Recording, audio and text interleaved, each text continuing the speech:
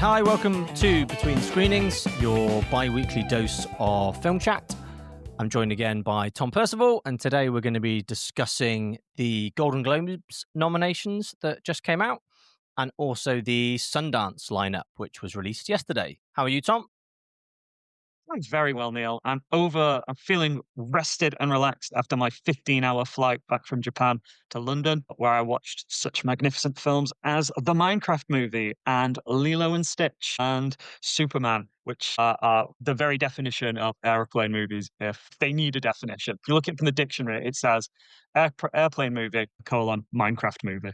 That's how it works. Yeah, I think something that you probably aren't bothered that you're not watching on the biggest screen possible, and something that is brainless enough for you to not need to worry if you need to get up and go for a wee, or the person next to you does. Entirely accurate. I didn't find the Minecraft movie particularly difficult to follow. Jack Black likes mining. There's an evil pig. They go from there. Yes, but yeah, happy to be back in the UK and talking about real films. Good. So so since you've been back in the UK, you've been a busy boy and seen a few films at the cinema. What have you seen? I have indeed. I've seen Eternity. I've seen Goodbye June, and because it hit Disney Plus the other day, The Roses. I've also seen 28 years later, The Bone Temple, which I'm not allowed to talk about, but I can say give a social media reaction of thumbs up, and I can also give a social media reaction for Avatar 3, thumb somewhere in the middle between up and down. Okay, well, we'll probably talk about those two at some point in the future then. I think the only things I've seen, I saw Christie with the Sydney Sweeney boxing biopic, and I also saw Zootopia 2 at the cinema with my lovely daughters. I mean, it was fun. It's good, isn't it? I liked the fact it was pretty much an hour and a half, and it was just silly family fun. Excellent. Right. That's all you want sometimes, isn't it? You just want a rabbit and a fox doing something silly. I would have liked the Shakira song to have been more involved in the film rather than just sort of a random tiny bit where they're in a club. No, like a Burning Man style festival. I think it was the right amount of Shakira. Okay. I don't think you can ever have too much Shakira, personally. But so what did you think of, let's do The Roses. I've seen The Roses. I saw it a while ago at the cinema. What were your thoughts? What a waste of my time, to be blunt. If you're gonna, remake The War of the Roses, like, I think this was originally titled The War of the Roses, and then they retitled it to The Roses, and I'm guessing that's because they forgot to include the war bit. I just found the entire thing semi-pointless. It's a shame. I really like Benedict Cumberbatch. I really like Olivia Colman, but the entire thing was just really flat for me. I didn't believe their relationship. The best bit of the film is them when they start fighting, and that seemed to be the last 30 minutes. The rest was just sort of like a weird relationship drama that I just never bought into. I didn't find it particularly amusing. I was very happy when the credits started to roll. I wasn't pleased with it. No, I mean, I don't think I disliked it as much as you, but yeah, it certainly is not as good as the original, I would say. And if you're going to remake something that's really not that old, something that you can just go out and watch the original, just if you want to see The War of the Roses, go and watch The War of the Roses with Michael Douglas and Kathleen Turner. Talking of Michael Douglas and Kathleen Turner, we actually watched another film at home recently. We watched Romancing the Stone. Yeah, it was good. Also, was that? Yeah. That is a sort of 80s film that's held up okay. It's your sort of daft adventure. I do find it funny. I was watching something else. I can't remember what else. I was watching something else the other day where the prize, the really big thing they were after was a gem, and one gem about that big, it just doesn't seem like worth it. I'm like, how much can that be worth? It's a green gem that's like that big, but apparently it's one last score for the Danny DeVito character in it. And it's like, well, is it worth that much money? It's gotten so bad, Neil, that you're watching movies and going, there's no way that I'd pay for anything anymore. Yeah. I was like, come on, surely that's not worth that much money. And there was something else recently I watched where it was a similar thing. Can't remember what the other thing was. And yeah, Christie, enjoyed Christie. I think it was a little bit too long. I probably, again, think it could have had a little less time. I think it was a good examination of, it was, a horrible domestic sort of abuse / boxing drama. The worst thing for me was the relationship with her mother. Like, it was gross, the relationship with the mum. Sydney Sweeney is really, really good in it. I don't think she'll get any awards love for it. I don't think it's quite strong enough, and I don't think it's done well enough at the box office to sort of get voters excited. She is, she is really, really good in it. She's very believable. She really commits to it. I know she had a sort of MMA kickboxing background from her younger days. I mean, she's not exactly old, but so the boxing and all that stuff was really believable in it. But I don't think it's the sort. I don't think this year it's going to cut through the others for any awards chat. And it was fine. I'd give it a 3 stars. Seen it obviously, but yeah, I wouldn't think she's going to be in any of the discussions around awards for it. Especially, like I think you're right. I think that the frankly dreadful box office is gonna impact what how voters on awards bodies think of it as well. Yeah, I've not heard people talking about it, which is always a bad sign for a movie when you hang out with film people and no one says, "Have you seen X?" If they're not talking about it, then you're out of luck. I think it suffered from very similar problems to The Smashing Machine in my Mm. book. So it was they're kind of similar films and they kind of struggle in the same Is it way. is it an underdoggy type thing? Are we doing a Rocky here or are we doing a No, not quite a rocket. It's not, because it's not got that. It's just not got the likability of a Rocky. It's very much a girl who didn't know what she wanted to do with her life, who just happened to find out she was good at fighting from a very sort of traditional. But she is a lesbian, and she's kind of in a female relationship early in the film. But her mum's very, very against it. Her mum's very sort of Christian and does not approve of that in any way. The dad's kind of just meek and quiet and doesn't really say anything. So you don't really know what the dad's opinion is. But the mum is pretty grim about it. And then she goes and, after sort of discovering she's good at boxing, she meets a trainer who she then ends up marrying for okay, respectability. And then she ends up like calling yeah. out other female boxers. She's like the first trailblazing female boxer in the States, championing the sport. And she sort of was very vocal in like, I'm just here for me. I'm not here to bring up other women and bring up women's sport. I'm here to just make as much money and be the best that I can be. And she calls out a lot of the other fighters as dykes and other things like that, kind of because she's closeted and she's hiding. But in the background, the relationship with the trainer is very abusive. Like, he's incredibly controlling, becomes physically abusive, and I mean, it is a spoiler alert if you're going to see the film and you don't know the story. But he then ends up essentially trying to murder her when she attempts to leave him. So it's all pretty grim, but it's got a kind of happy ending afterwards. She comes out. I think she ends up marrying one of the other boxers that she fought with. And I kind of like the Smashing Machine. I was kind of almost more interested in the final title card. Like, the final title card comes up and tells you what happens after this bit of story. I'm like, oh, That that would be sounds nice to interesting. see. I wish I'd seen some of that. Yeah. I think going off your description there, I think it suffers from Bradley Cooperitis of, you can tell we want an award, so we're making a film that it seems, tailor-made to get awards attention. That is something people do not like, certainly awards voters, and they sort of react against it. So, yeah, I mean, I'll probably watch it eventually, Yeah. one day. Quickly tell us about Goodbye June then. Yeah, I also watched Goodbye June, which is Kate Winslet's directorial debut and written by her son, Joe Anders. I had absolutely no idea what this was about going into it. I got invited to the screening, and I was like, "Yeah, sure, why not?" Absolutely beautiful. I mean, like, a really, really interesting film. It's about 4 siblings. Their mum is dying, and they sort of around Christmas, and she is June. She's the titular June they are saying goodbye to. They all get called home from sort of like their various lives to be by their mum's bedside, and they all reconnect. And I found it I found it quite moving at times. Like, I think it speaks to it's making a statement about in life, so often we fall out with family members, friends, all those people, various reasons. And in the grand scheme of things, they probably don't matter very much. I think it makes that point really, really well. I cried during it. I thought it was really emotional, really uplifting at the same time. Nicolette is absolutely brilliant in it as like the firstborn daughter who's gone off to Germany, and she's doing like a yoga retreat. She's like, a little bit of a hippie. You've got Johnny Flynn as sort of like the anxious younger brother, Andrea Riseborough as the put upon, like, youngest child, and Kate Winslet herself as Julia, who's this high flyer, who everyone puts all of the pressure on to always be perfect.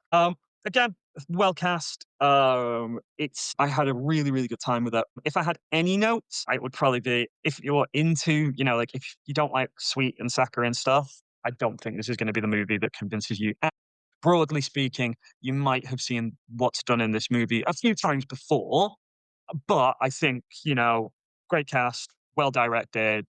It all just works really well. It's on Netflix now, I believe. I think. Oh wait, no, sorry. I think it's coming. I think it's in cinemas now. I think it hits Netflix over Christmas.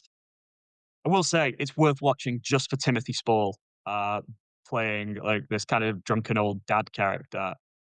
If you've ever had, he just reminded me of my granddad. Like genuinely, just sort of like a bit clueless, no idea what's going on, but his heart's in the right place. So I had a lot of fun with it. Peter Bradshaw did not like it. I saw his review the other Well, day. He basically yeah, said it was a movie version of a John Lewis ad. But then I suppose if you like John Lewis ads, that's not a bad review. and I do like John Lewis ads. In fact, one of my, a friend, Clarice Lockery, who served on the Manchester Film Festival jury, she gave it 2 stars, and she really didn't. She didn't like it either. Um, it's it spoke to me. I've experienced loss in my life, of a mother, and it really did. It reminded me of that experience. It really worked for me in that way. So to each to their own, I think is what I'm And saying here. the real sort of strong bit of advice coming out of it for up and coming screenwriters is make sure your mum is Kate Winslet and your dad is Yeah, Sam Mendes. yeah. If your mum's Kate Winslet, your dad's San Mendes, she can get together a great cast for you. Kate Winslet was we attended a Q&A, and Kate Winslet admitted that like when when Joe gave her the script, he basically was just giving it her to check for his homework. Like it wasn't. He was like, "Do you mind just giving this a read and letting me know what you think?" And then she read it and she was like, "Oh, this should be made." She didn't intend on directing yet. When she read the script, she was like, "Oh, this is actually good enough to get made." And sure enough, here we are. Netflix came a knocking. Yeah. Always easier when you have those famous parents. And I don't begrudge him. I mean, it's what you're going to do. It's you deal the cards you're dealt. Oh, Don't deal the entirely. cards you dealt. You play the cards you dealt. Okay, so let's talk about Golden Globes nominations. Some surprises in there. What stood out to you as being a bit of a curveball? Oh, I mean, I'm not quite sure what One Battle or Another's doing in musical or comedy. I know it. I love their I know it categories at is the a. Globes. It's just. I know it is like it's funny, but it's not a comedy. Like it's a drama. It's a funny. Yeah. I mean, I'm slightly baffled by that, to be completely honest. The I mean, musical comedy category is always mad. It's always yeah. mad. I mean, I'm unsurprised that it's not there, but I am surprised at the same time that it's not there as well. In that, where is Wicked for Good? Yeah, Um, mad. I mean, that seems very, very strange to me. I mean, 2 Richard Linklater movies in there, though. yes, it is. Yeah, and I mean, and so is Marty Supreme as well. And I've not seen Marty Supreme yet. I have heard amazing things from people who've seen it, but again, I thought it was a drama. Like, Yeah, I mean, we obviously do not make comedies anymore the way they used to. And I actually watched Instagram video about this the other day, sort of talking about where the mad characters, the sort of over the top cartoony characters from in comedies have gone. Where have those character driven comedies gone? Like a Zoolander or a Dodgeball or any film that Will Ferrell was in the early noughties. We just don't get those mad character comedies anymore. Or if we do, well, we just don't get them. We don't even get them on they streaming. just don't make them anymore. No. Well, that's it. Like they've been swallowed up by your Netflixes, your HBO Maxes, that type of stuff. Because, like, you think of, I mean, it's because you've mentioned Will Ferrell, but I think of something like Spirited from a few years ago with like Ryan Reynolds and Will Ferrell. That is the type of thing that back in the day, that would have been some studio's big Christmas, comedy movie. No, it's just all going in the landfill of streaming these days. It's presumably because they just deem it's too big a risk. Like, I imagine that's got to be it. That like even someone like Ryan Reynolds and Will Ferrell can't reliably get punters through the door if it's Yeah. just an out and out comedy. So then you end up with this most like best musical or comedy category where none of them are musicals and none of them are particularly what you would sort of class as a comedy, out and out comedy. I mean, Where's Naked Gun? Yes. Now, you know what? That is an excellent point because Where's Naked Gun is Naked the Gun? funniest it's the funniest movie of the year, and you've got, like, one battle after the another is not a comedy. It is a funny movie, but it is not a comedy. I'm like, it's just bizarre. I mean, it's interesting, like, I mean, clearly that it's interesting to look at some of the acting categories as well. Dwayne Johnson for that best male actor, presumably because he'll turn up on the red carpet and people will post photos of him on the red carpet, and that'll Yeah. give people notice. I mean, I was very surprised with. I mean, because they kind of have the extra category, don't they? So they have best performance in a drama and best performance in a Yeah. musical or comedy. But Oscar Isaac's being on there was a shock to me. I mean, I think he's good in Frankenstein, but there's no way I can't see him getting any Oscar love. I don't think he gets any Oscar love. I think it's again, it is the broadness of these categories. They've essentially got 10 places, haven't they? Nice to see. Where are we for? In fact, another thing, Cynthia Erivo for Wicked for Good makes sense to me. Yeah. Has Yeah, Ariana? Yes, Ariana's no, there she for has. She's best in best supporting. right, best supporting. Right. Fair enough. Right. Okay. In that case, then, I mean, the Golden Globes are a joke, aren't they? Let's be completely honest. Like, They're trying to make themselves less of a joke. I think they've expanded their pool of people who are part of the Hollywood Foreign Press Association. So they're I trying mean, to become a bit less of a silly, jokey thing. they've got on here cinematic and box office achievement. Avatar: Fire and Ash. Yeah, How did they know it's an achievement? It's not out. well. How is K-pop Demon Hunters best Exactly. up for that? It's released for a weekend. Yeah.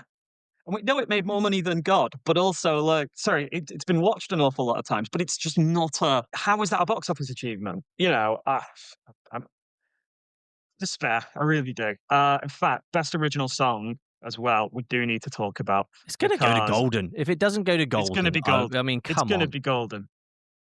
But No Place Like Home and The Girl in the Bubble both getting nominations. I'm sorry. No. That is not the it's if you're gonna give it to anything, you give it to oh my god, what's the song called? That she sings in the castle with the monkeys. Yeah, you can't though. It's not original. Oh, it's not, is it? No. So Right. my kids actually don't mind Girl in the Bubble. They've been listening to Girl in the Bubble quite a lot, and it's grown on me since I saw Wicked. Well, it's not as awful as I thought it was. It's awful. I just think it's pretty mid, I'll be honest. Yeah. How about So you? I mean, Anything there that you're massively shocked by?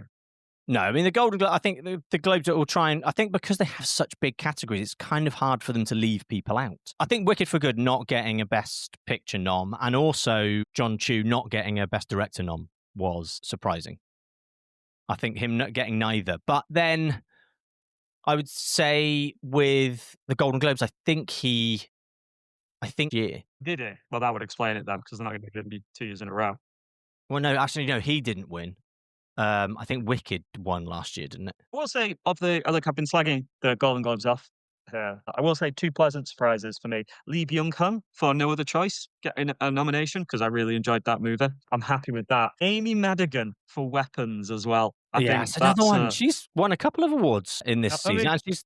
And it's a funny one. It's not one I saw coming. no, not at all. Like, you hear whispers of, like, them launching an Oscar campaign for it, and I don't see it, I'm gonna be honest, but I suppose stranger things have happened. Yeah, 100%.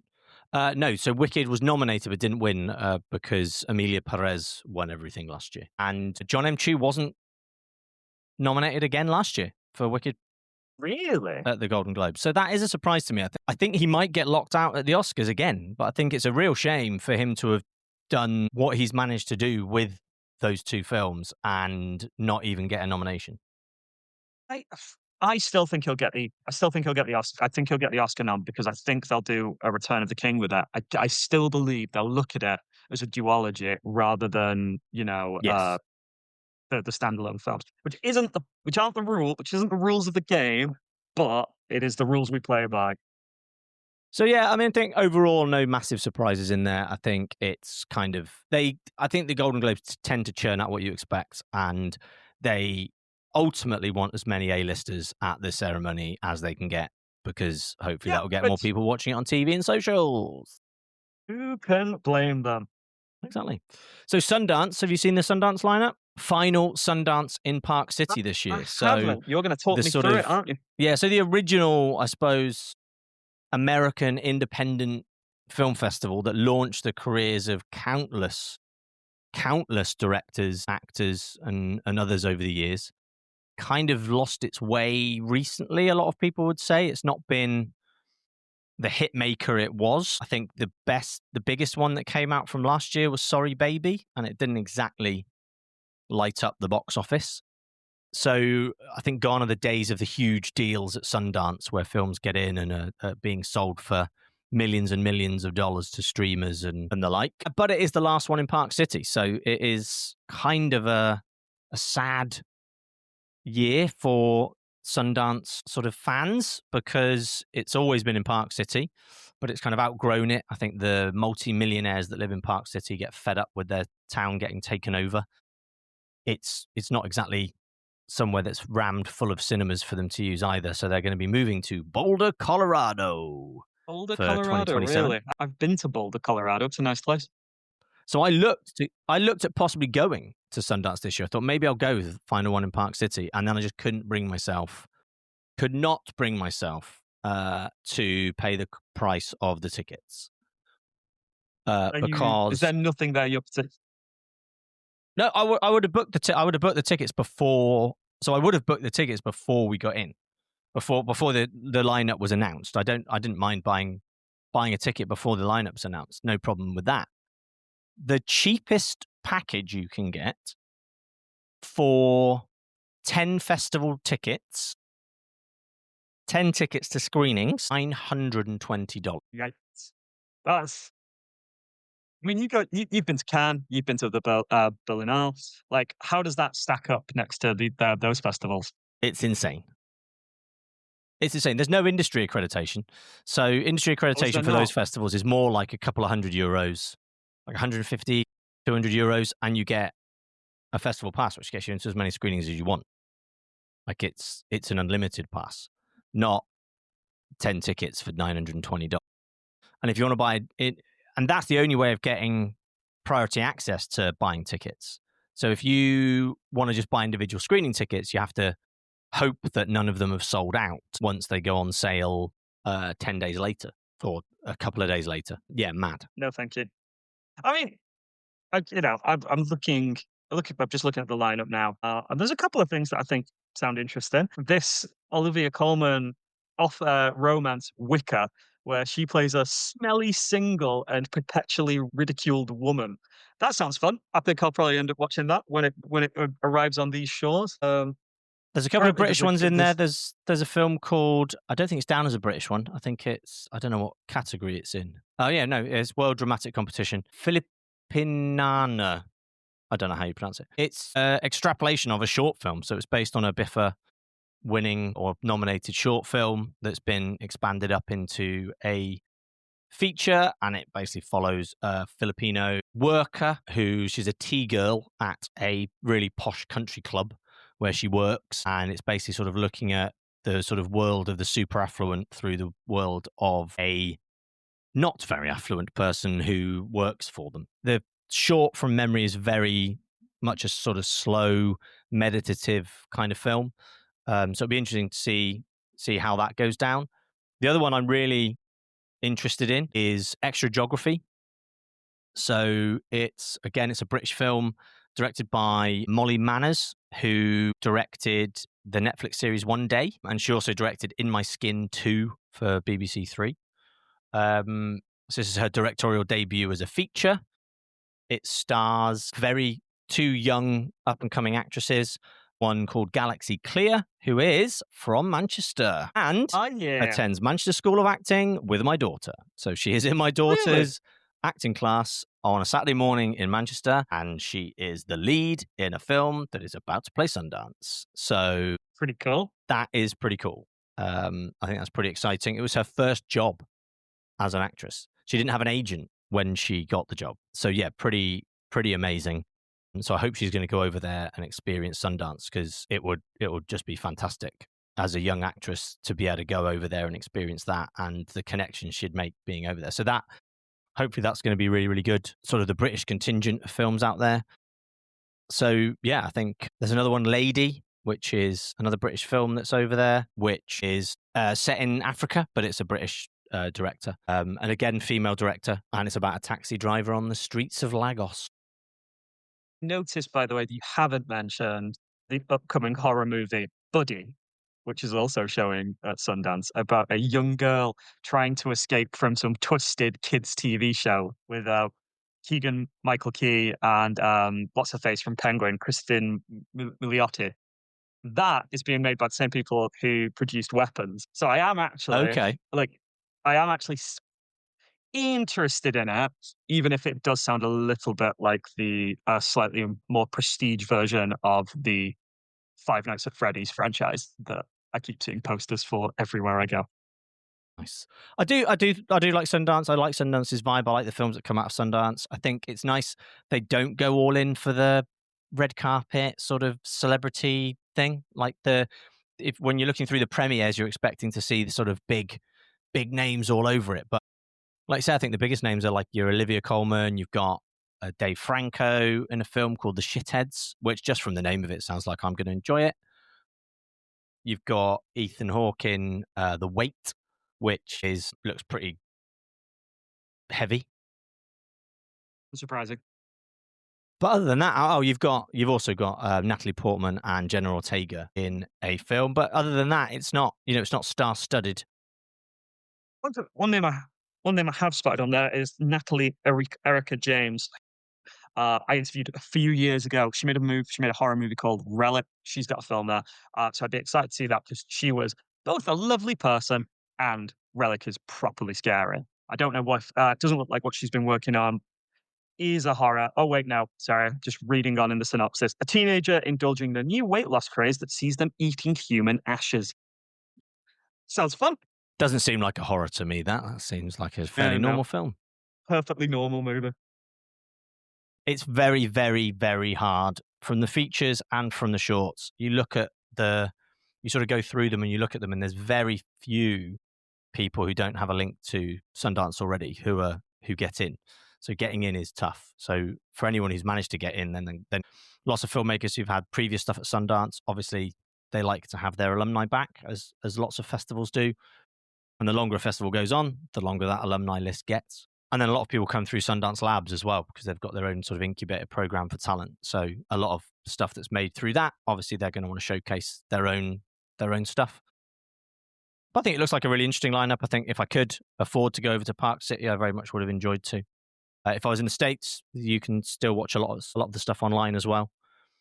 So yeah, it'll be interesting. But I'll be very interested to see the chat, the noise. I always keep in touch with the noise in the chat while Sundance is on to see what films are buzzy, to see what films we might want for Manchester Film Festival. It's rare we're going to get something immediately after Sundance, You never know. but already I try and start those conversations. We had Love Lies Bleeding a couple of years ago. That had just played Sundance, and that came out with a huge amount of buzz. So films can still make a lot of buzz coming out of Sundance. I just don't think it's as important as it used to be to films, What it and I once don't was. think we're going to see the days of those deals getting done that we used to. The streamers aren't going in and buying off ready-made products as much anymore. They're wanting very much more to come on board at script stage, I think. So I think I think the title has to be really, really buzzy for someone like a Netflix or someone to come in and pay over the odds for it. I think if it's really strong, you might get one of the indie distributors like a Neon or a A24 or a Black Bear or something picking some stuff up, but I don't think it's going to be crazy money deals. What do you think happens in the future though with it leaving, with it going to Boulder and with Robert Redford, who founded it, no longer? I don't know how active he was, like in running in, in the day to day of the festival, but like what future holds for Sundance. I think it's still got that cultural cachet, hasn't it? It's still got the name. It's still got the kudos behind it. I think it'd be really interesting to see how it does in Boulder. I think a lot of people attending the festival didn't enjoy attending it in Park City because it's an absolute pain to get to. There's not a lot of accommodation options there. It's kind of ended up being split across Salt Lake City and Park City the last sort of 10, 20 years, which is they're not close together. Like that's a good hour and a I half was going to journey say that between the sounds like two a of them. nightmare. So I And think it. I as think it. uh, I think Boulder are going to put a lot of money behind it and a lot of support behind it. I think hopefully it can sort of reinvigorate itself with a move, get more audience in, maybe become a bit more audience friendly. Because I mean, we talk about in the festival space in the UK, in other festivals, I talk to a lot of other festival directors, and there's loads of festivals trying to do more accessible screenings, like accessible in terms of people with differences being able to come and watch films, but also accessible in terms of price. And we try and keep our prices as low as we can to make it financially as accessible to everyone. A lot of festivals do things like pay what you can afford screening. They have a certain number of seats that are just on pay what you can afford. Really try and BFI London, I know, does a lot of really tries to keep the price reasonable. Not just doesn't seem to give a shit. It's like, no, F you, it's $50 a ticket. That's what we charge. We can, ha ha ha. So I would like to see them do a bit more, uh, maybe a little bit more with trying to make it accessible to people. Because I mean, having festival packages that I mean, $35 is a single film ticket, but the likelihood is you might not be able to buy one for the film you want to because they'll have sold out.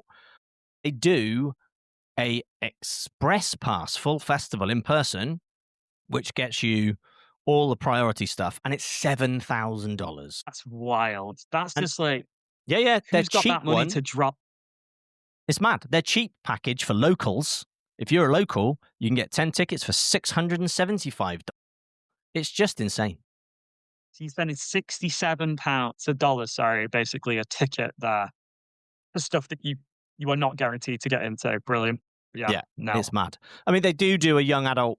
If you live in Salt Lake City and you only want, oh, actually, sorry, not if you live in Salt Lake City. If you are between 18 to 25 and you only go and watch films in Salt Lake City, you can get an unlimited screening pass for the Salt Lake City screenings for $300. But they've sold out already. Like they sell out so fast, these things. So yeah, if you're 18 to 25, they kind of give you a bit of a discount. It's still not cheap. $300 is still a lot of money. That's a lot of money. Yeah. So yeah, I Well, would like to see, hopefully, with the move to Boulder, it being more accessible in terms of people can be able to travel there, and also them to work on the accessibility of the pricing as well. let's hope they're listening. They're not. They don't give a crap what I think, but because I probably would ignore anyone that was trying to give me advice on how to run my festival as well. So Uh, we do have some breaking movie news, which I'm sure is going to absolutely, you're going to be spellbound by. You, of course, know Tom Cruise sends a cake to all of his friends every Christmas. the coconut cake, yeah. The coconut cake. I have my goal in life. If I ever got sent a coconut cake by Tom Cruise, I think that would be my life complete.